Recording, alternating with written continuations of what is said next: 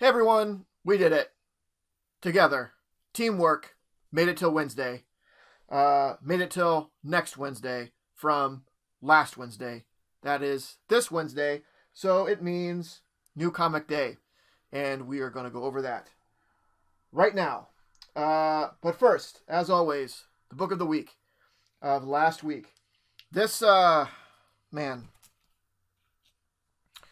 Spider-Verse number 4. Now, if you've read it, you may have been like, yeah, it was fine. It was a fine story. It's interesting. I don't know if it's book of the week material, but let me tell you, this book hit so many of my buttons. So it has so much going for it of just things that I love to see in comics. First of all, Spider-Man. Easy. Second, alternate universe. Awesome. Third, Western. Love Westerns. 4, self-contained story. I love self-contained stories. In Spider-Verse, it's an ongoing sort of arc, 6-issue arc, but at the same time, it's mostly just popping into a universe and having an adventure in that universe. With all the stuff that I read, having an issue which does not require me to have to remember what happened in the last issue or last however many issues is a breath of fresh air. So when there is something like this, I can just enjoy it without having to worry about other stuff that much. It's great. So it had a lot of things going for it. For me in particular, just the things that I like to see in a book, it had going for it. So it got my book of the week. There you go. All right, from the polls.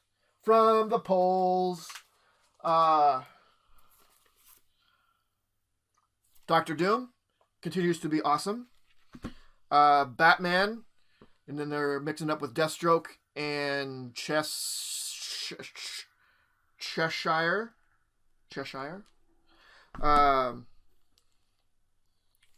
Spider-Verse again already.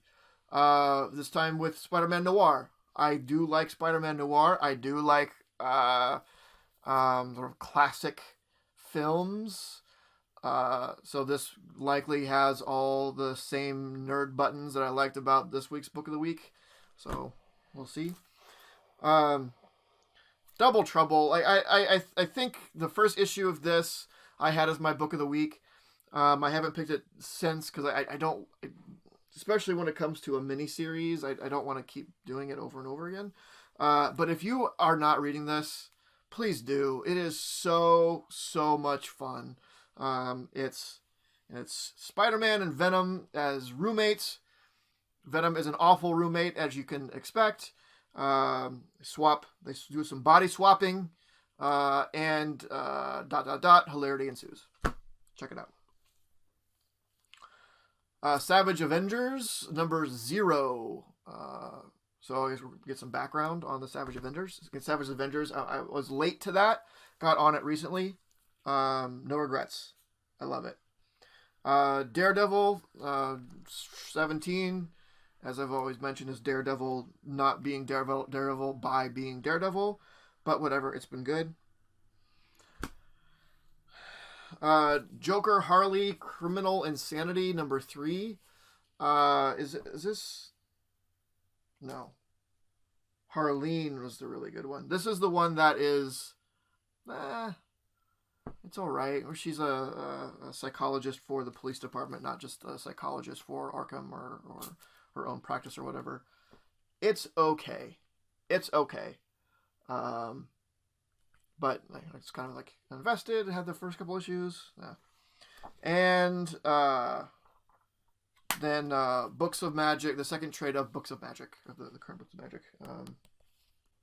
In all of these Sandman Universe books I'm getting in trade. I was getting the Hellblazer stuff, individual issue. I think I got the first 2 issues of that. And I'm like, no, I like these better as trade. So I've been catching up on the other ones. I'm almost caught up. Now I'm a little behind because this came out today. I think I have... I started into the second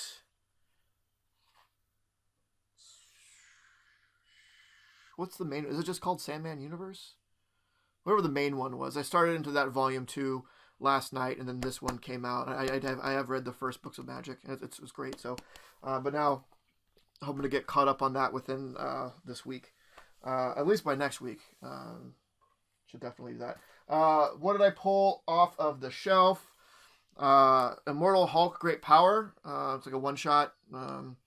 It's got Spidey Hulk. And Immortal Hulk is great. Spider-Man is great. It was kind of cool to see this because, you know, just recently I got that Web of Spider-Man number 70, which is the Spidey Hulk issue, which finished off my run of Web of Spider-Man. So then to see this was kind of, oh, hey, it all comes around. Picked up Captain America: The End. I had picked up the Venom and Deadpool: The End, and they were pretty good. The Venom one, again, I liked a lot. It was a book of the week for me. The Deadpool one was okay. But Captain America, I assume, like, I don't know, some kind of Red Skull-ish thing. Well, in looking at the cover with a Red Skull on it, is going to kind of come back or something. So we'll see how that goes. But it... I like, again, it's alternate universe type stuff. I like to see that sort of thing. Picked up this number 1, The Man Who Effed Up Time, by Aftershock. I've read some Aftershock stuff, and they do some fun stuff. So this is, you know, what I usually do with things like this. I'll buy the issue 1, and if I like it, then I'll get it in trade. So, I like time jumping stuff, so I flipped through it very quickly, thought it might be interesting, so I went and picked up the first issue. And I picked up one of these True Believers, the Luke Cage Hero for Hire, number 1 True Believers, because I have this issue, and it's now slabbed, but I've never actually read the book, so I like these True Believers where I can pick something up, or the... Whoa. I don't know if you heard that. I was screeching tires out there. But I picked this up so I could read it because I don't think I have... And I don't know if there is an Epic collection for Luke Cage. If there was, I should probably get it because I would like to read that. But in the meantime, these are cheap. I like that they do it for some of the later Amazing Spider-Man issues, because there's some of those that I have, like my Amazing Spider-Man 129, the first appearance of the Punisher. It's slabbed, and even if it wasn't slabbed, I wouldn't want to read the actual issue. But they have one of these for it, all the way up to, you know, what the Amazing Spider-Man 4, was it 441, whatever, that has the Cosmic Carnage in it or whatever. Like that's a $40-$50 book. I'd rather read it in a reprint than read the actual thing. So I like those.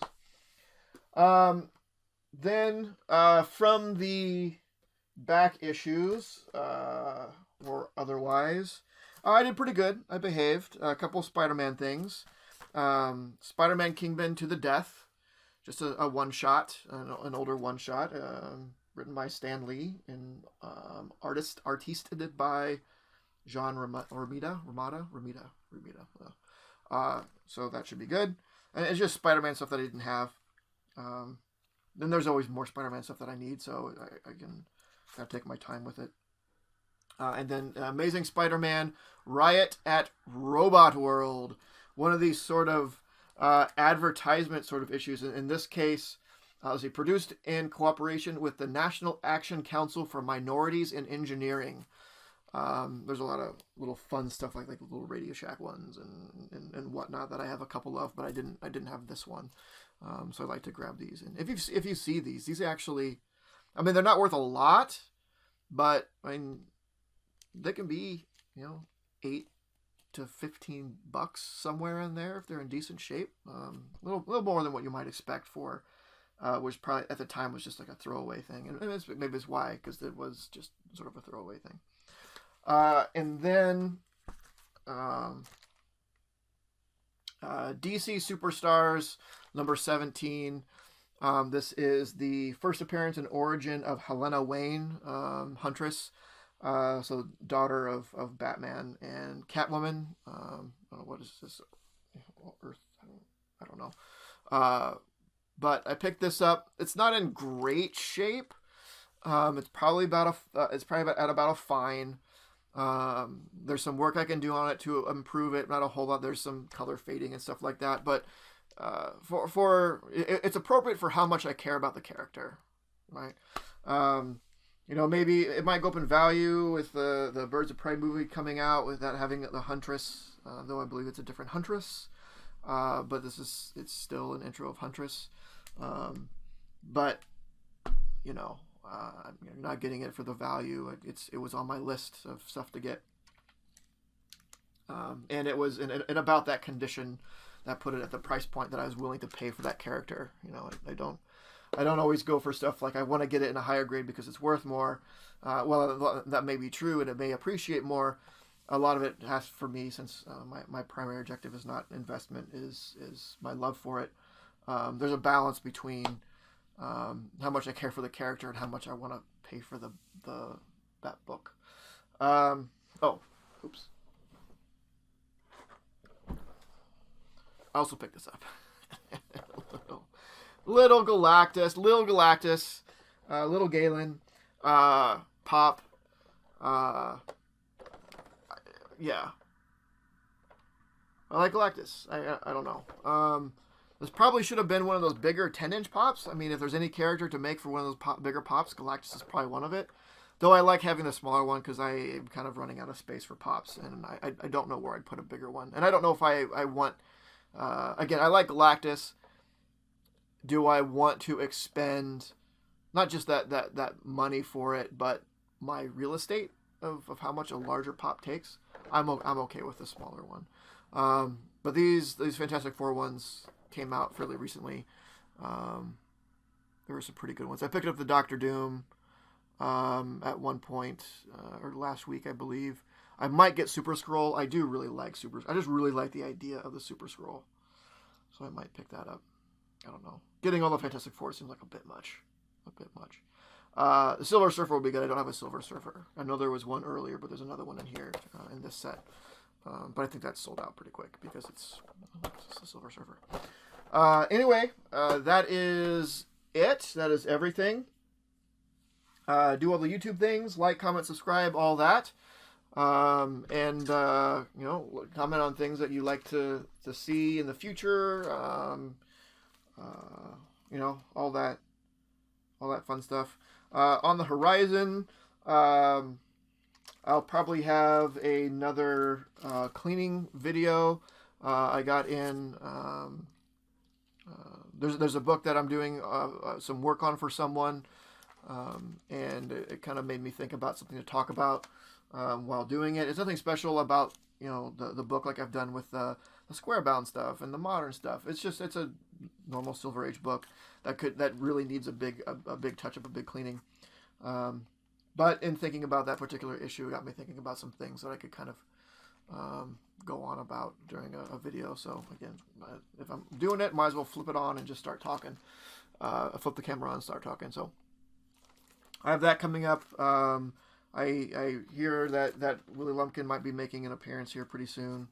I do have some more things to bag and board, so I don't know how much people liked that bagging and boarding video where I just kind of rambled. I have no idea, but I really like doing it. So if anything, for me, it's like it lets me get things out that are in my mind and speak them and try to straighten them out. So I like doing that, so I'll probably keep doing those whether or not anyone really watches them or cares. So there's a lot of stuff coming up. It's just a matter of having the time to actually do it. So I think I'm going to be taking some time off work the next week or so I might have some extra time bandwidth to do some of that stuff, which would be great. So that is it. I will see you all next time. This video was brought to you by Titan Comic Pressing.